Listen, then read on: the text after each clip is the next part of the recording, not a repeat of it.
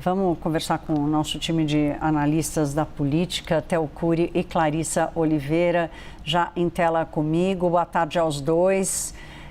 Theo, o que você sabe? O que você pode nos contar desse encontro de Lula e Barroso?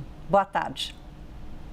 Thaís, boa tarde para você, uma ótima tarde para Clarissa, ótimo domingo para quem nos acompanha. Bom, o presidente Lula chamou o ministro agora aposentado Luiz Roberto Barroso para um jantar na sexta-feira lá no Palácio da Alvorada. Por que esse encontro aconteceu logo de cara? O presidente Lula não foi comunicado com antecedência pelo ministro Barroso de que ele se aposentaria do Supremo Tribunal Federal de maneira precoce.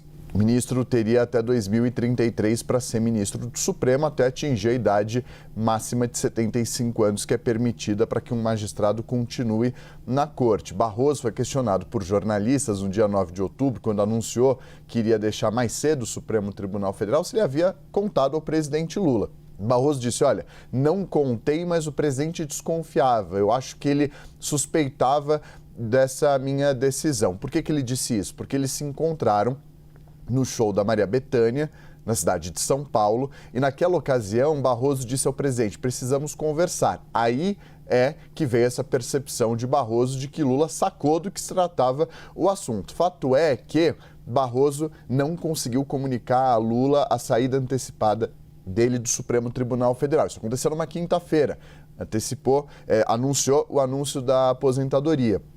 Dias depois, o Lula estava em Roma, na Itália, deu uma entrevista a jornalistas e disse que considerou precipitada a decisão de Barroso. Disse que não havia sido, não foi pego de surpresa, que sabia que ele deixaria o tribunal, mas que não seria de maneira tão rápida. Ou seja, ficou claro ali que Barroso, de fato, não comunicou ao presidente. Pegou mal também essa não comunicação, porque normalmente é uma deferência que se faz ao presidente da República quando há uma decisão de antecipar a aposentadoria, uma vez que cabe exclusivamente ao presidente indicar o sucessor para a vaga que será aberta com a aposentadoria do ministro que está deixando o tribunal. Fato é que, depois disso tudo, Barroso foi convidado na sexta-feira para um jantar na residência oficial da Presidência da República, o Palácio da Alvorada. Inclusive, nas últimas horas dele como ministro do Supremo. Havia acabado de votar naquela ação a favor da descriminalização do aborto até a 12ª semana de gestação. Eles conversaram sobre tudo.